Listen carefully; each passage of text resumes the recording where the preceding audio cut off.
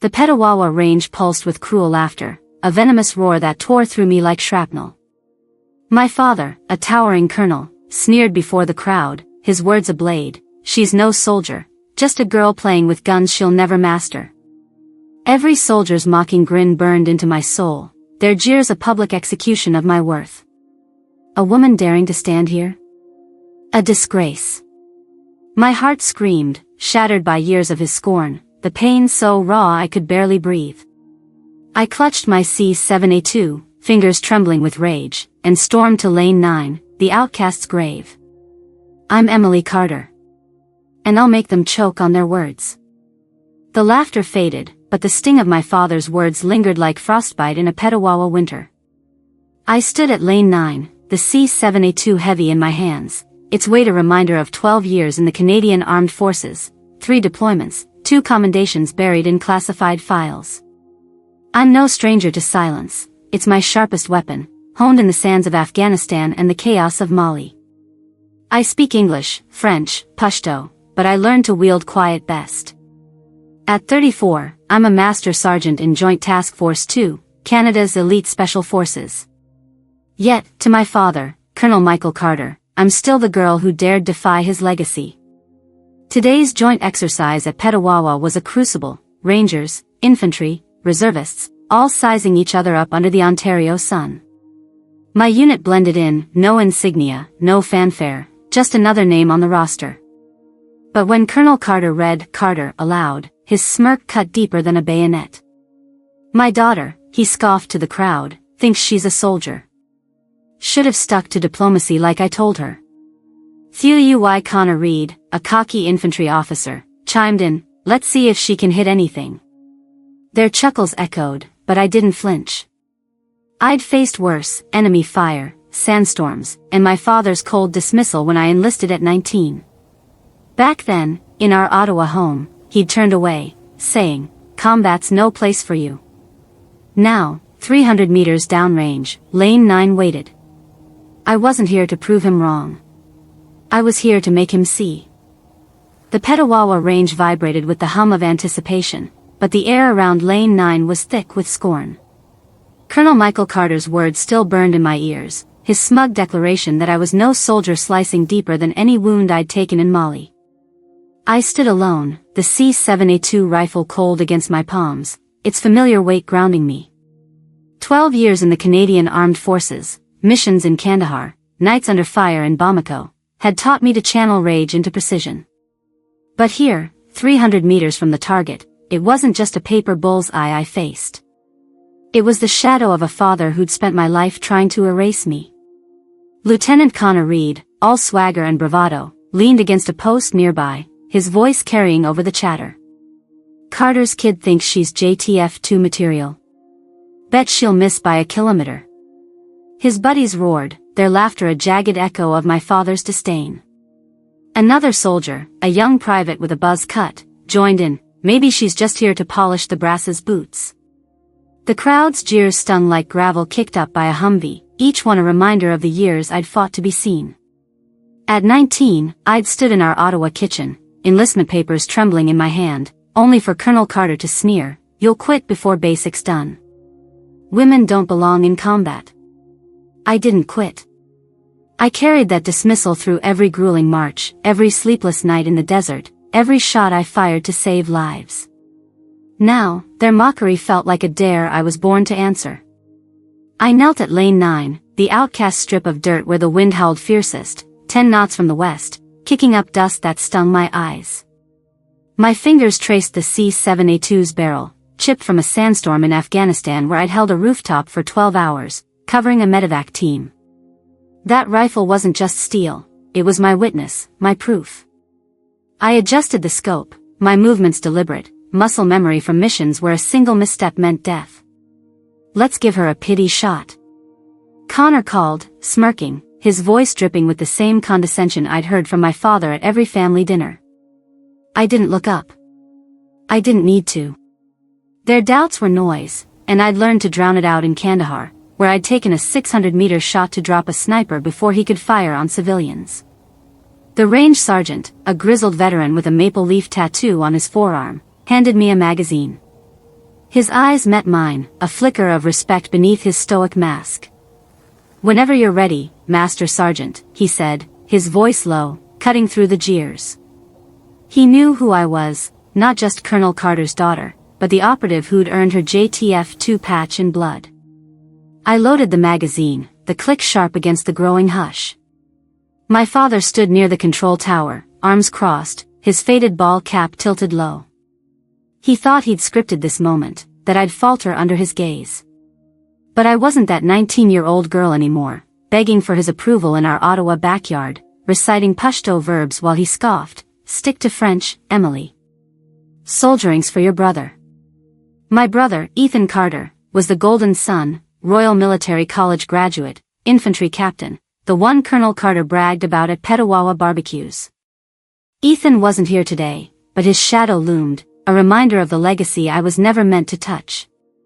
When I chose Special Forces over a desk job, my father had called it rebellion. "You're throwing away your potential," he'd spat, his voice cold as a January gale off Lake Ontario. But I didn't want his legacy. I wanted my own. I checked the wind again, feeling its rhythm, the same way I'd read the terrain in Mali, guiding a convoy through a kill zone. My breath steadied, inhale for 4, exhale for 6. The target, 300 meters out, was just a speck, but I'd hit smaller marks under worse conditions. Connor's voice broke the silence again. "Come on, Carter, don't choke now." His taunt drew another round of laughs, but they were thinner, less certain. Some soldiers shifted, sensing the shift in the air. My father's smirk hadn't faded, but his eyes locked on me, searching for the crack he'd always expected. He didn't know I'd spent years forging myself in fire, missions where silence wasn't just strategy, but survival.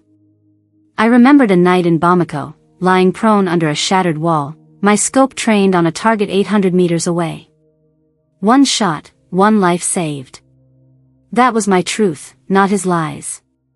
Lane 9 wasn't just a firing line, it was my battleground, where I'd rewrite the story he'd tried to bury.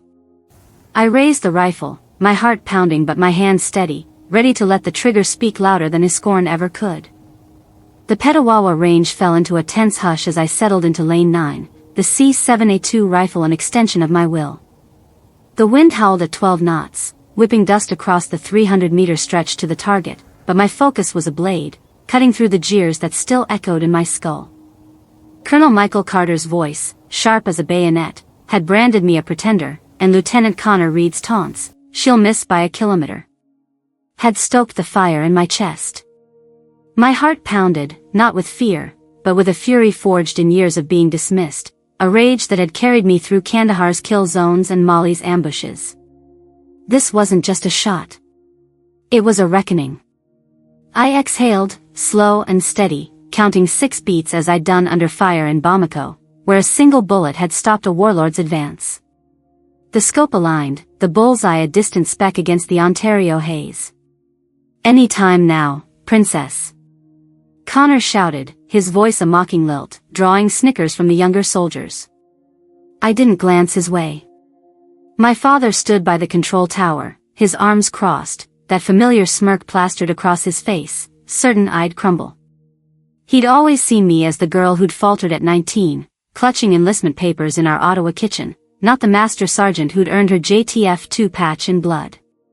But Lane 9 didn't care about his expectations. It demanded truth. The first shot cracked like thunder, the recoil a familiar jolt against my shoulder. The bullet tore through the target's center, clean and surgical. A murmur rippled through the crowd, but I didn't pause. Second shot. Third. Each one punched the same tight hole, 300 meters downrange, no variance. By the 10th round, the laughter had died, replaced by a stunned silence that weighed heavier than the August heat. I reloaded, my fingers steady despite the storm inside me. 15 rounds. 20. The bullseye was obliterated, shredded paper fluttering like a flag of surrender. I fired the final 5 shots, 25 in total, each one a defiance of every doubt my father had ever sown. The range was a graveyard of their arrogance. I lowered the C7A2, placing it gently on the bench, my breath still even. The target retrieval system whirred, pulling the tattered paper forward. The crowd leaned in, their whispers sharp with disbelief. "That's impossible," a private muttered, his voice barely audible. The range sergeant, his maple leaf tattoo glinting under the sun, stepped forward, squinting at the target. 25 rounds, 1 hole, he announced, his tone carrying the weight of a verdict. "She's broken Captain Larson's record, set in 03, held for 20 years. The words landed like a grenade, and the air shifted, thick with awe and unease. I rolled up my sleeve, not for show, but because the heat clung to my skin like a second enemy. The JTF-2 emblem inked on my forearm caught the light, a jagged design, hand-etched after a mission in Mali where I'd held a ridge alone for 18 hours, saving a stranded unit. It wasn't art. It was survival. Colonel Robert Hayes, a grizzled officer with decades at Petawawa, pushed through the crowd. His eyes locked on the tattoo, and his jaw tightened. "You're her," he said, his voice low, almost reverent. "The ghost of Mali." The name wasn't mine to claim, it was whispered in briefings, tied to redacted reports of a sniper who never missed. The crowd's silence turned sacred, their mockery buried under the weight of truth. My father's smirk was gone. He stood rigid, his cap casting a shadow over eyes that couldn't meet mine. For the first time, he wasn't the loudest in the room. Connor Reed, his bravado shattered, stared at the ground, muttering to his buddy, "Did you see that grouping?" His friend nodded, voice hushed. "That's not just skill. That's something else." They were right. It wasn't luck or chance. It was discipline, carved from years of proving myself in shadows my father refused to see. I didn't need his approval now. I needed him to witness. I turned to face him, not as the daughter he'd dismissed, but as the soldier who'd outshot his legacy. His gaze flickered, caught between shame and something unspoken. In our Ottawa home, he'd once told me, "Soldiers don't cry, Emily. They shoot." I'd done both, though he'd never know the tears I'd buried in the desert. Lane 9 had spoken for me, its silence louder than his scorn. The crowd parted as I stepped back, the C-7A2 resting like a sentinel. This wasn't the end, it was the beginning of a truth he couldn't rewrite. The Petawawa range stood frozen, the obliterated bullseye at Lane 9 a silent testament to my defiance. The C-7A2 rested on the bench, its barrel still warm from 25 perfect shots that shattered a 20-year record. Colonel Michael Carter's smirk had vanished, his silence louder than the crowd's stunned hush. Lieutenant Connor Reed's bravado crumbled, his eyes fixed on the gravel. Colonel Robert Hayes' words, "You're the ghost of Mali," hung heavy, a truth that burned brighter than my father's scorn. But as I stepped back, the weight of their awe couldn't shield me from the deeper wound, one that cut through years and bled raw in my chest. The pain wasn't in their silence. It was in the memory of a betrayal so cruel it felt like my heart had been carved out with a dull knife. I was 20, standing in my dress blues at a Canadian Forces ceremony in Kingston, Ontario, my first year as a soldier. I'd earned a commendation for logistics under fire in Afghanistan, a quiet honor I thought might finally make him see me. Colonel Carter, chest heavy with medals, was the guest speaker. I stood tall, hoping for a glance, a nod, anything. Instead, he looked past me, his voice booming to the crowd, "Soldiers are forged in grit, not dreams. Some don't have the steel for it." The words weren't for me alone, but his eyes, cold as a February storm over the St. Lawrence, said otherwise. I was his daughter, but to him, I was a mistake, a girl who'd dared to wear the uniform he reserved for his son, Ethan. That night, alone in my barack, I found the email. A leaked internal memo from Petawawa's training command, buried in a server I'd accessed during a routine audit. "Emily Carter is unfit for JTF-2 selection," it read. "Too emotional, too reckless. Remove her from consideration." The signature was unmistakable, Colonel M. Carter.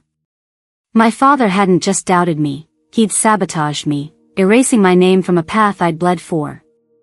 I'd spent 48 hours in a Kandahar outpost, coordinating a supply drop under mortar fire, earning whispers of "exceptional" from my CO. Yet, he'd written me off, not with a shout, but with a quiet, calculated stroke of a pen. The betrayal wasn't loud. It was surgical, and it tore me apart. Back at Lane 9, the Ontario sun beat down, sweat stinging my eyes, but it was the memory that choked me. I'd carried that email like a wound, its words heavier than the 10 kilograms of gear I'd humped through Molly's dunes.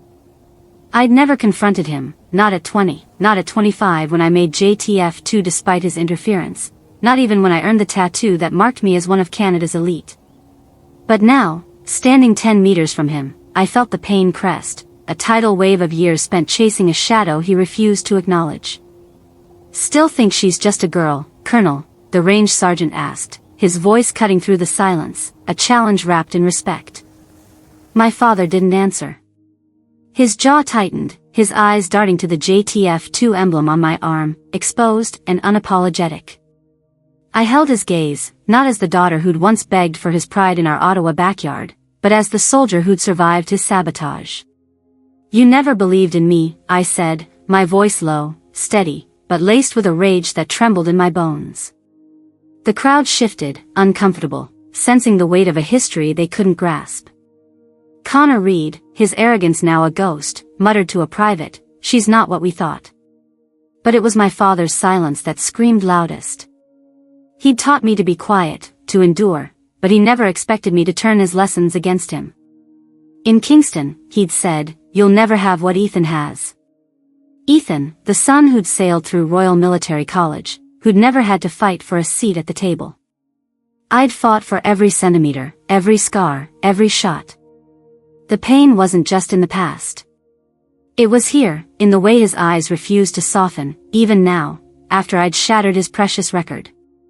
I remembered a night in Mali, pinned under enemy fire, my radio dead, my team 2 kilometers away. I'd stayed calm, taken the shot, saved lives. But no mission had ever hurt like this, knowing the man who should have been my first ally was my first enemy. I stepped forward, closing the gap between us, my boots crunching on Petawawa's gravel. "You tried to bury me," I said, my voice ablade, "but I'm still standing." His face paled, the first crack in his armor, but he said nothing. Lane 9 loomed behind me, a witness to my truth, and I knew this pain, this unbearable ache, was the fuel that would carry me forward. The Petawawa range was a graveyard of shattered expectations, the echo of my 25 perfect shots still ringing in the air.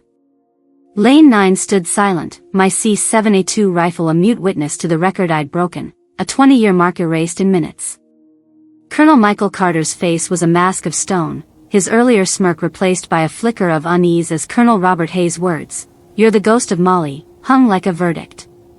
Lieutenant Connor Reed's bravado had collapsed, his whispers to his comrades now tinged with awe. But the pain of my father's betrayal, laid bare moments ago at Lane 9, wasn't the end. It was the spark for a fire I'd been stoking for years, a truth I'd uncovered in the shadows of his legacy. This wasn't just about proving my worth. It was about dismantling his lies. 2 years ago, during a routine data sweep at Petawawa's training command, I'd stumbled on a discrepancy that gnawed at me like a winter wind off the Ottawa River.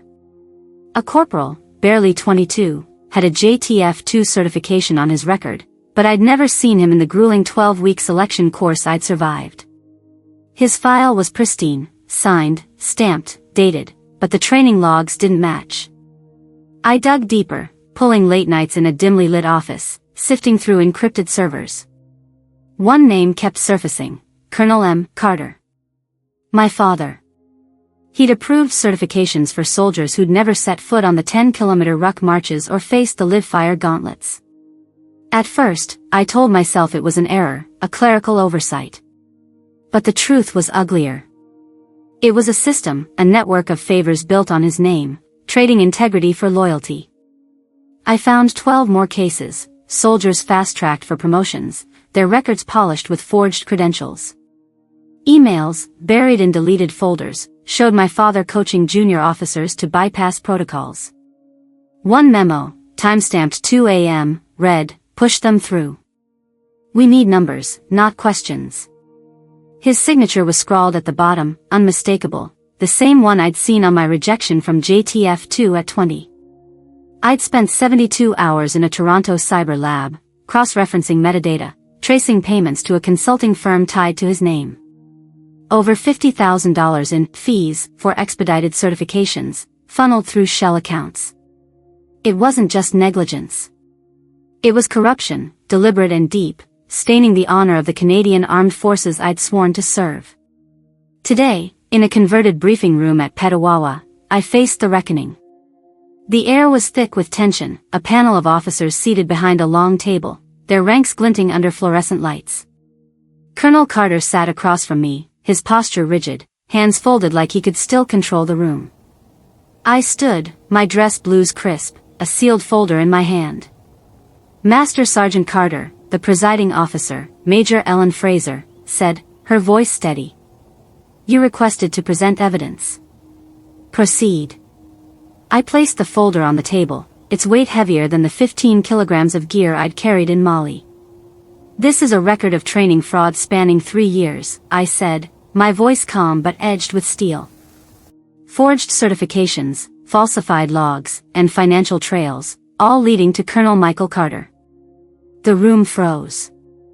Officers exchanged glances, their murmurs swallowed by the gravity of my words. I opened the folder, revealing printed emails, bank records, and redacted memos, each page a nail in the coffin of my father's legacy. He approved soldiers unfit for JTF too, I continued, bypassing standards for personal gain. I slid a memo across the table, his handwriting clear. Clear them. I'll handle the fallout. Colonel Hayes, seated at the panel's edge, leaned forward, his eyes narrowing. This is damning, Master Sergeant, he said, his voice low. You're sure of this? I nodded, unwavering. I traced every file. The evidence speaks for itself. My father's face was ashen, his hands trembling slightly, the first crack in his unbreakable facade. Emily, he said, his voice barely a whisper, the first time he'd used my name in years. Why?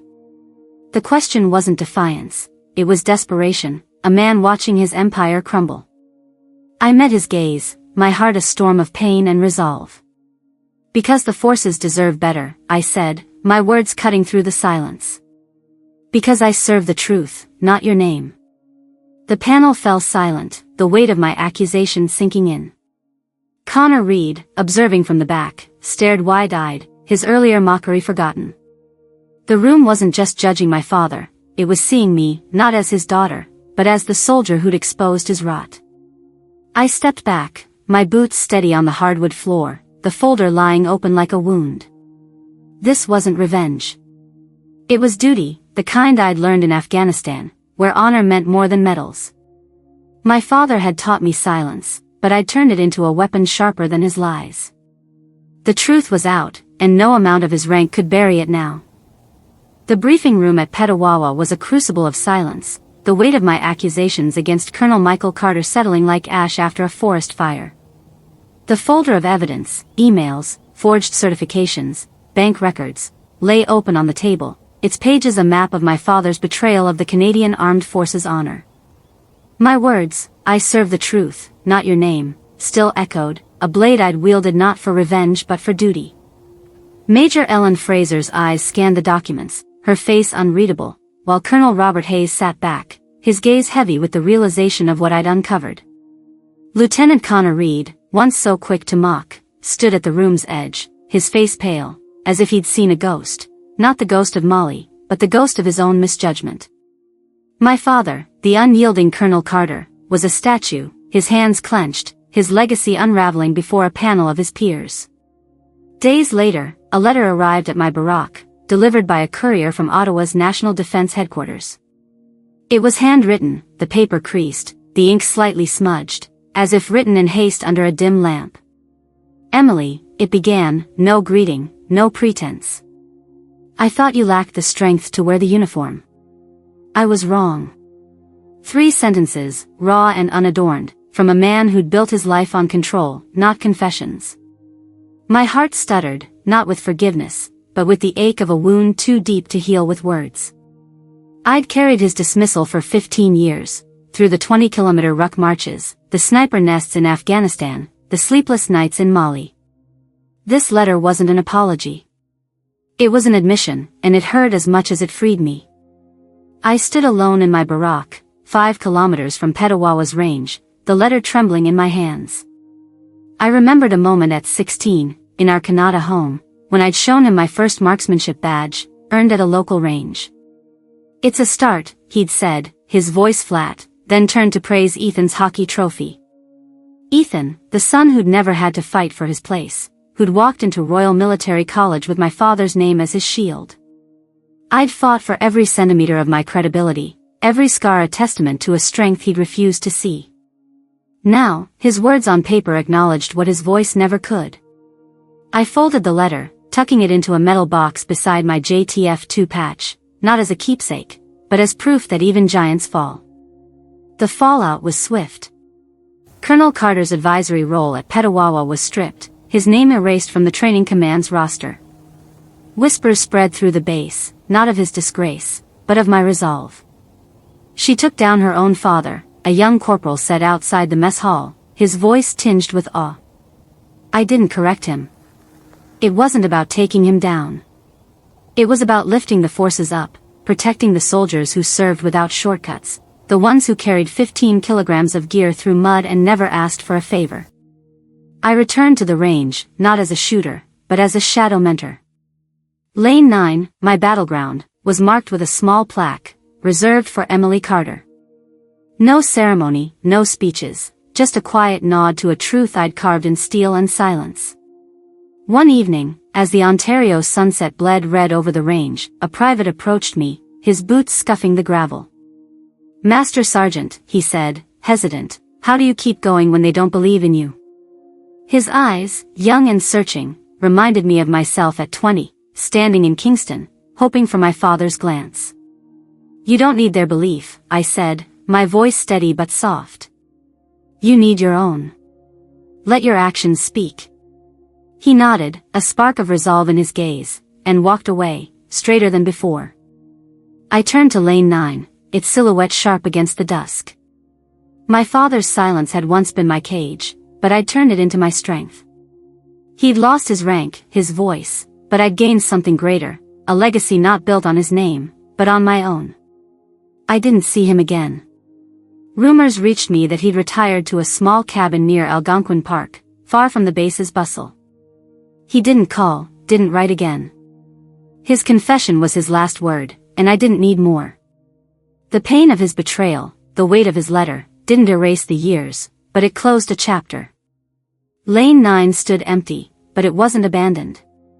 It was mine, a testament to the soldier who'd turned silence into a roar, who'd fought not for applause, but for truth. The Petawawa range lay quiet under the fading Ontario dusk, Lane 9 a silent monument to the battle I'd fought, not just with my C-7A2, but with the weight of my father's scorn. Colonel Michael Carter's letter, now tucked in a metal box beside my JTF2 patch, was a confession that didn't heal but anchored me. His fall from grace, stripped of his advisory role, wasn't my victory. It was the Canadian Armed Forces' triumph, a testament to the truth I defended through 15 years of service, from Afghanistan's dust to Mali's chaos. The plaque at Lane 9, reserved for Emily Carter, wasn't a trophy. It was a promise: strength isn't loud, but it endures. I stood at the range's edge, 5 kilometers from Petawawa's heart, the wind carrying the faint tang of pine from Algonquin Park. My journey wasn't about breaking a 20-year shooting record or exposing my father's fraud. It was about standing tall when the world demanded I shrink. At 16, in our Canada home, I'd learned silence from Colonel Carter's cold dismissals. At 20, in Kingston, his words had branded me unfit. At 34, I'd turned that silence into a weapon, not to destroy, but to build. Strength, I realized, isn't in shouting back or proving doubters wrong. It's in carrying your truth through the storm, even when it's 15 kilograms heavier than you can bear. A young private, her boots scuffed from a 10-kilometer march, approached me as the stars emerged. Her name tag read L. Murray, and her eyes held the same hunger I'd once had. "Master Sergeant Carter," she said, her voice soft but steady, "how do you keep standing when they push you down?" I paused, the memory of my father's email, unfit for JTF2, flashing like a wound. I saw myself at her age, standing in our Ottawa backyard, my marksmanship badge ignored while Ethan's trophies gleamed. "You don't need their permission to rise," I said, my voice firm, carrying the weight of every scar I'd earned. "Your worth isn't in their applause. It's in the steps you take when no one's watching." She nodded, her posture straightening, as if my words had lifted a burden. I thought of Lieutenant Connor Reed, his mockery silenced by Lane 9's truth, and Colonel Robert Hayes, whose recognition had validated my fight. Even Major Ellen Fraser, presiding over the hearing, had seen the soldier I'd become, not the daughter my father had dismissed. Canada's military, built on resilience and fairness, demands we honor the work, not the name. That's the lesson I carried from Petawawa's gravel to Molly's dunes. You don't fight for glory. You fight for those who'll walk your path, the ones who need to know they're enough. I turned to Lane 9, its outline faint in the twilight. It wasn't just a firing line, it was a threshold, a place where I'd learned that silence could roar louder than any rifle. "When someone doubts you," I said, my voice low, meant for the private but echoing for all, "don't argue. Act. Let your truth be your voice." Murray's eyes gleamed, a spark of defiance kindled. She'd carry that fire, just as I had through 300-meter shots and sleepless nights. The forces taught me precision, but life taught me patience. You don't need to be loud to be heard. You just need to be relentless.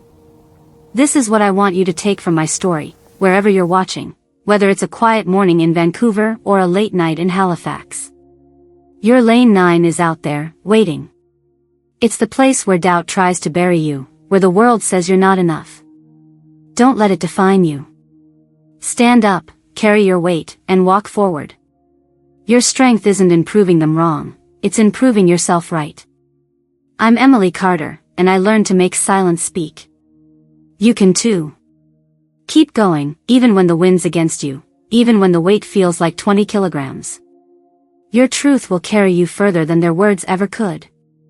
The Ontario twilight draped Petawawa's range in a hush, Lane 9 a quiet sentinel under the stars. My story, 15 years of battles, from the sands of Afghanistan to the gravel of this firing line, rests here, etched into the plaque that reads, "Reserved for Emily Carter." It's not about the record I broke or the truth I uncovered about Colonel Michael Carter's fraud. It's about the silence I turned into strength, the pain I carried through 20-kilometer marches, and the resolve that outlasted every doubt. This isn't just my Lane 9. It's yours too, the place where you face the world's scorn and choose to stand anyway. Wherever you're watching, whether it's a snowy morning in Yellowknife or a late night in St. John's, I want to hear your story. What's your Lane 9?